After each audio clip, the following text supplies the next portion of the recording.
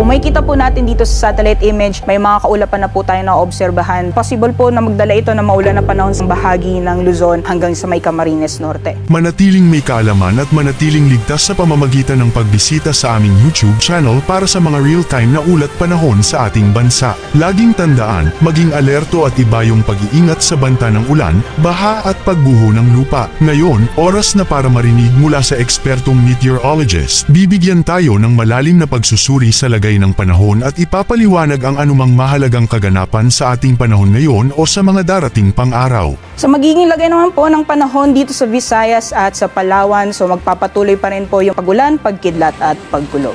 Gayon din po sa magiging lagay ng panahon dito sa Mindanao, although mas mataas po yung chance na makakaranas po tayo ng mga isolated rain showers or thunderstorms, dapat po tayo sa magiging lagay ng panahon ngayong araw sa Luzon. Dito naman sa Cordillera, magiging maulap din po yung mga kalangitan. May mga kasama po siyang mga pag-ulan.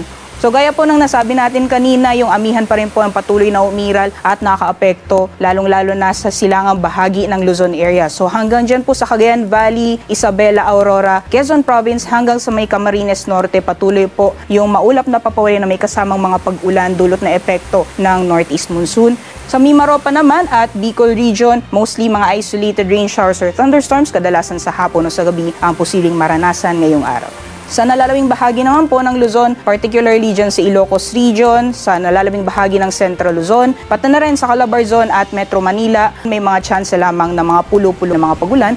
So sa kasalukuyan po ay may babala din tayo sa mga matataas na pag-alon or may nakataas po tayong gale warning sa ilang baybayin ng Luzon pati na rin ng Visayas. Particularly dyan sa Batanes hanggang dito sa may La Union, and then pati na rin sa Cagayan Valley, Aurora, ilang baybayin ng Quezon, Camarines Norte, sa northern at eastern coast ng Catanduanes pati na rin sa ilang baybayin ng Northern Samar. So yung areas po na highlighted ng red, yun po yung areas na matataas po yung mga pag-alon. So delikado pa rin po malaot, lalong-lalo na yung may mga maliit na sakyang pandagat.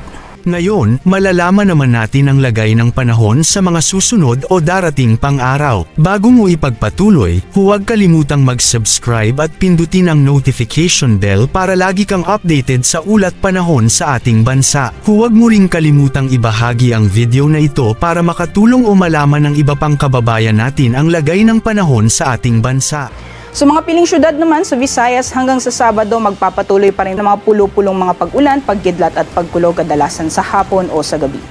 For Metro Manila at sa Baguio City, patuloy pa rin po yung epekto ng northeast monsoon hanggang sa darating na Saturday. Fair weather conditions pa rin po tayo for Metro Manila.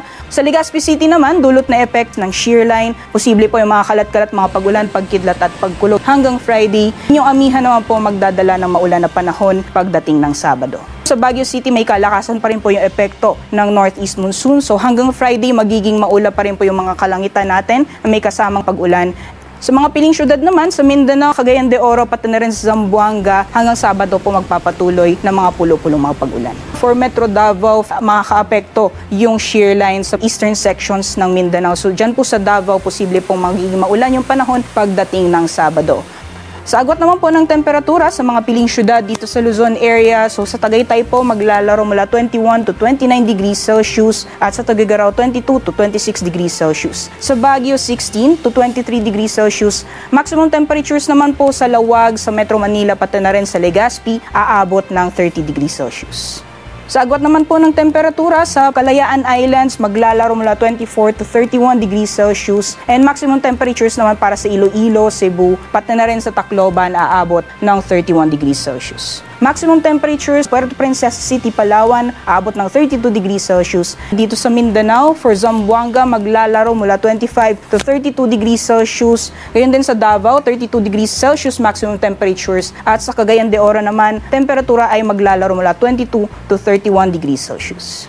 Yan muna ang ating weather update ngayon. Sana ay nakita ninyo ang broadcast na ito na nagbibigay kaalaman at kapaki-pakinabang. Maraming salamat sa DOST Pag-asa sa pagbabahagi ng kanilang mahalagang insight o ulat panahon. Samahan kami sa susunod para sa higit pang mga weather update sa ating bansa at manatiling nakatutok sa weather update ng bansa at huwag kalimutan i-share at mag-subscribe na rin. Mabuhay ang Pilipinas!